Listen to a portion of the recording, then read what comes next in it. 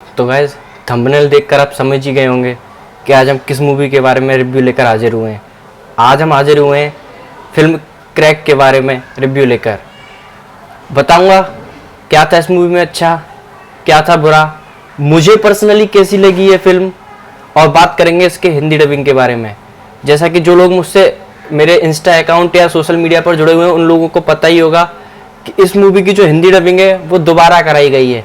आखिर ऐसा क्यों करना पड़ा, क्या था इसके पीछे की वजह, ये सब बातें डिस्कस करेंगे इस रिव्यू में। चलिए शुरू करते हैं।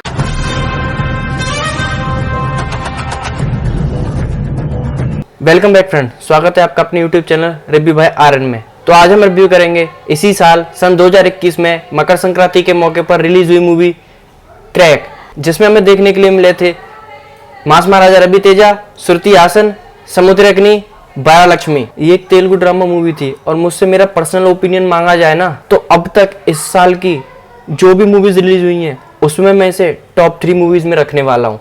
क्योंकि यार देखो, ये है एकदम परफेक्ट मास मसाला एंटरटेनर मूवी।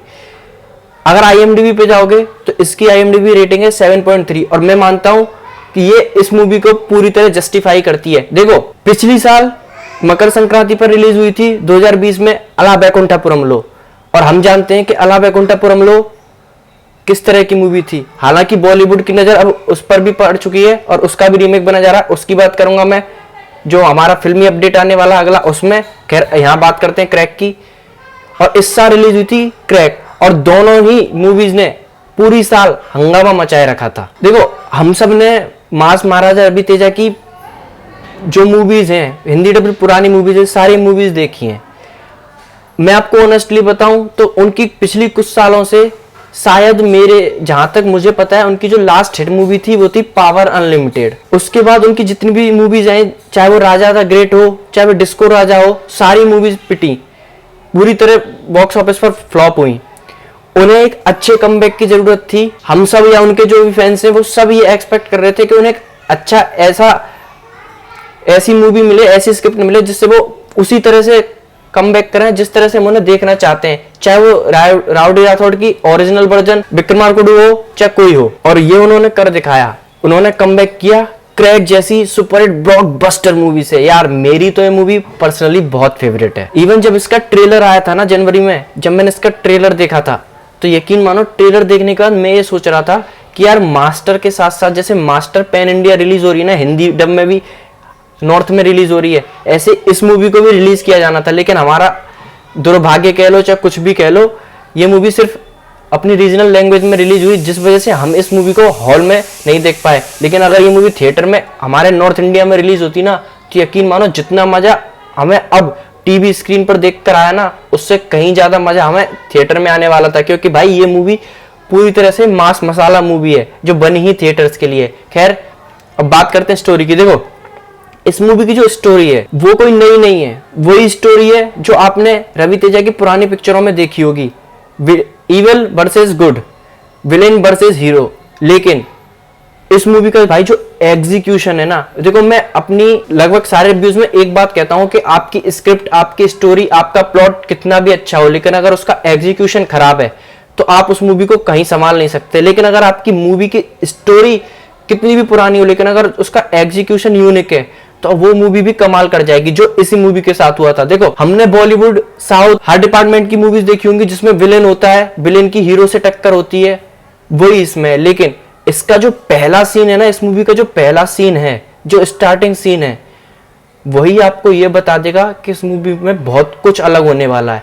देखो, अब मैं इस मूवी का मैं आपको थोड़ा सा मैं आपको इस मूवी का स्टार्टिंग सीन बताता हूँ। एक रोड है और एक वॉइस ओवर चल रहा है जो ये बता रहा है कि इस 50 के नोट और स्कील में कोई चीज कॉमन है तो सिर्फ वो है इंस्पेक्टर बीरा शंकर। अब ये बीरा शंकर कौन है? ऑब्वियसली बात है वो है हमारे मास महाराजा। क्या कॉमन है इनके बीच में, ये स्टोरी दिखाई जाती है। और भाई कि जो डायलॉग इस मूवी में लिखे गए ना, देखो मैं बात कर रहा हूँ ओरिजिनल वर्जन की।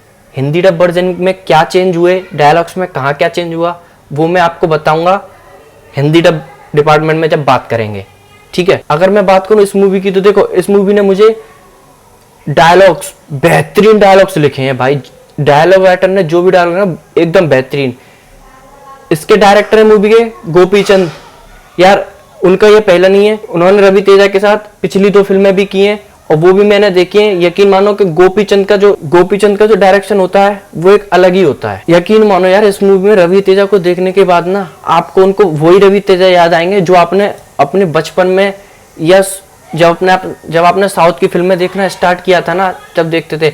अगर आपने राउडी राठौड़ का ओरिजिनल वर्जन देखा हो, जो तेलुगु वर्जन था जिसमें रवि तेजा ही थे, अगर आपने वो देखा हो तो यकीन मानिए जब वो क्रैक में अपनी मूंछों पर ताव देते हैं ना, तो आपको ऐसा लगेगा कि आप क्रैक नहीं, वही विक्रमार्कुडु देख रहे हैं। खैर, कास्ट की बात करूं तो देखो, इस रवि तेजा की तो आप समझ ही गए होंगे कि यार सोचो, जो बंदा इतनी फिल्में देने के बाद दोबारा, यार एक बात है, जो हमें साउथ की फिल्मों में मास एलिवेशन सीन देखने के लिए मिलते हैं ना, यकीन मानिए कि वो मास एलिवेशन सीन बने ही जचते ही सिर्फ रवि तेजा के ऊपर हैं और इसीलिए उनको नाम भी दिया गया है मास महाराजा। मैं ये मानता हूं कि मास मसाला मूवी रवि तेजा से बेहतर तेलुगु इंडस्ट्री में कोई कर ही नहीं सकता। श्रुति हासन, वैसे तो श्रुति हासन का इसमें कोई काम नहीं है, वो रोमांस के लिए लेकिन रखी गई है, लेकिन क्लाइमैक्स से कुछ मिनट पहले जो उनका एक सीन आता है ना, चलो मैं बता ही देता हूँ, जो उनका एक्शन सीन आता है भाई, उस सीन ने ना दिल खुश कर दिया यार। अगर वो सीन श्रुति हासन का नहीं होता ना,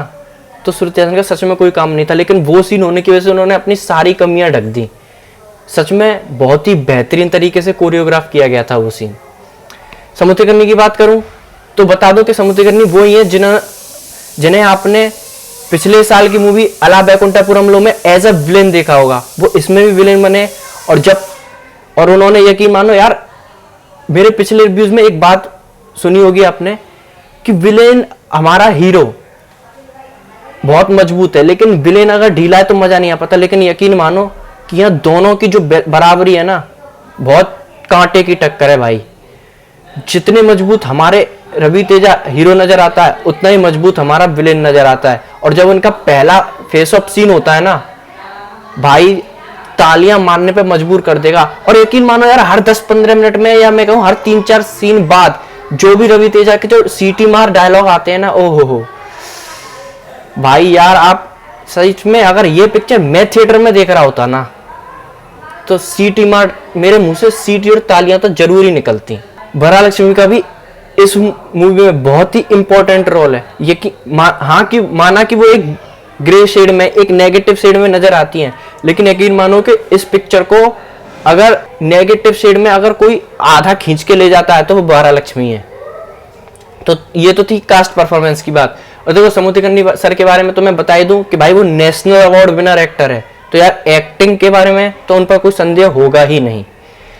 अब बात करता हूं इस मूवी के कुछ प्लस पॉइंट की। देखो, ये मूवी जो बेस्ड है, अगर आप इसका पोस्टर देखेंगे तो उसमें ही आपको नजर आ जाएगा बेस्ड ऑन रियल इंसिडेंट, यानी कि इस मूवी की जो स्टोरी है वो रियल इंसिडेंट पर बेस्ड है। इसमें कुछ रियल इंसिडेंट दिखाए गए हैं, लेकिन रियल इंसिडेंट को दिखाते हुए भी जिस तरह से इस फिल्म में मांस और मसाला ऐड किया गया है ना भाई, वो इस मूवी का जो लेवल है वो यहां से यहां लेके चला जाता है। और उसमें भी खासकर रवि तेजा के एंट्री सीन, ओहो। देखो, इस मूवी का जो सबसे मुझे बेहतरीन सीन लगा, वो सीन लगा एक रात में फाइट का सीन है, अंधेरे में, जहां स्मोक फाइट है। वो जो फाइट सीन है वो इस फिल्म का सबसे बेहतरीन सीन है मेरे ओपिनियन में, क्योंकि देखो वो सबसे ज्यादा थ्रिल पैदा करता है, सबसे ज्यादा अच्छा कोरियोग्राफ हुआ है। और उसमें देखो फास्ट मोशन और स्लो मोशन, दोनों मोशन के साथ इस मूवी को, इस सीन को फिल्माया गया है। इतने रिव्यू से आप समझ गए होंगे कि मूवी कैसी है, आगे मुझे और इसकी तारीफ करने की जरूरत है नहीं। अब बात करता हूं, अब चलते हैं इसके हिंदी डब वर्जन की तरफ। देखो, इस मूवी का जो हिंदी डब वर्जन है वो दोबारा डब किया गया था, मतलब जो हमें जी सिनेमा पर देखने के लिए मिला था वो था हमारा रीडब वर्जन। जो इसकी पहली डबिंग हुई थी उसमें रवि तेजा को आवाज दी थी अनामिया वर्मा ने। और जिन लोगों ने रवि तेजा की मूवीज देखी हैं हिंदी डब पुरानी, उन्हें पता होगा कि उन पर सिर्फ एक ही बंदे की आवाज सूट करती है, वो है अमर बावरिया सर की। जिन लोगों ने क्रैक की पुरानी डबिंग की क्लिप्स देखी हैं रवि तेजा सर के सीन की, उनको पता होगा कि वो आवाज उन पर बिल्कुल भी सूट नहीं कर रही थी। इवन यार मैं बताऊं, मुझे ऑनेस्टली तो ऐसा लगा कि ये जबरदस्ती आवाज जो है इरिटेशन कर रही थी मुझे। तो इस बात को जी सिनेमा तक पब्लिक ने डिमांड की, पब्लिक ने पहुंचाया, तो जी सिनेमा वालों को समझ में आया कि इस मूवी की आवाज को दोबारा कि इस मूवी को दोबारा रीडब किया जाना चाहिए, और उन्होंने दोबारा इस मूवी को डब कराया अमर बावरिया सर की आवाज में, जहां रवि तेजा को आवाज दी अमर बावरिया सर ने। और अब जो हमें जी सिनेमा पर इसका जो हिंदी डब देखने के लिए मिला, उसमें आवाज थी अमर बावरिया सर की, जो पूरी तरह सूट कर रही थी रवि तेजा सर के कैरेक्टर पर। तो ये रीजन था इसको दोबारा डब कराने का। अब बात करता हूं कि इसकी हिंदी डब वर्जन में क्या चेंज किया। देखो, पहला चेंज जो इस मूवी का ओरिजिनल वर्जन है, तेलुगु वर्जन, उसमें एक सीन आता है कि जब वरालक्ष्मी एक गांव में जाती हैं जहां नरभक्षी लोग रहते हैं, यानी कि मैं कहूं एक राक्षस टाइप के लोग रहते हैं जो गधे का खून पीते हैं। उस सीन को बिल्कुल अच्छी तरह दिखाया गया है तेलुगु वर्जन में, लेकिन हिंदी डब वर्जन में उस सीन को काट दिया गया है, क्योंकि मेकर्स का और जी सिनेमा वालों का यह मानना था कि हिंदी ऑडियंस के लिए यह सीन थोड़ा ऑफेंडिव हो सकता है, इसलिए इस सीन को काट दिया गया। और सबसे बड़ा जो मुझे चेंज लगा वो लगा कि जब समुद्रकर्णी को रवि तेजा अरेस्ट करके ले जाते हैं, तो वहां वरालक्ष्मी और रवि तेजा का एक फेस ऑफ सीन होता है जहां वो उन्हें रोकने के लिए धमकी देती हैं। तो उस सीन में तेलुगु वर्जन में जब मैंने देखा तो नीचे सबटाइटल में एक सीन लिखा, डायलॉग लिखा आता है कि अगर मुझे रोकने की कोशिश की तो मैं तुम्हें गंजा करके शहर में घुमाऊंगा। ये कहते हुए रवि तेजा अपने सिर पर हाथ फेरते हैं, हाथ घुमाते हैं। लेकिन हिंदी डब वर्जन में इस सीन को दिखाया तो गया है, लेकिन उसमें जो डायलॉग है वो म्यूट कर दिया है। मेरी समझ में नहीं आया कि मेकर्स ने ये क्यों किया, क्योंकि वो जब हाथ घुमाते हैं ना, उस सीन का हिंदी डब वर्जन ऑडियंस के लिए कोई मतलब नहीं रह जाता है, वो काफी ऑड सा लगता है। तो ये थी हिंदी डब वर्जन की बात। अब अगर मैं इस मूवी के बारे में फाइनल वर्डिक्ट दूं तो देखो, अगर मैं इस मूवी के बारे में अपना फाइनल वर्डिक्ट दूं तो इस मूवी को देखो, ये परफेक्टली मास एंटरटेनिंग मूवी है जिसे आप किसी भी सूरत में मिस मत कीजिए, क्योंकि आपको ये पूरी तरह एंटरटेन करने में कामयाब रहेगी। और वैसे भी यार, मास मसाला मूवीज के फैन तो हर कोई होता है, उसमें भी रवि तेजा सर की मास मूवी हो तो फिर उस पर तो कोई डाउट करना ही नहीं चाहिए।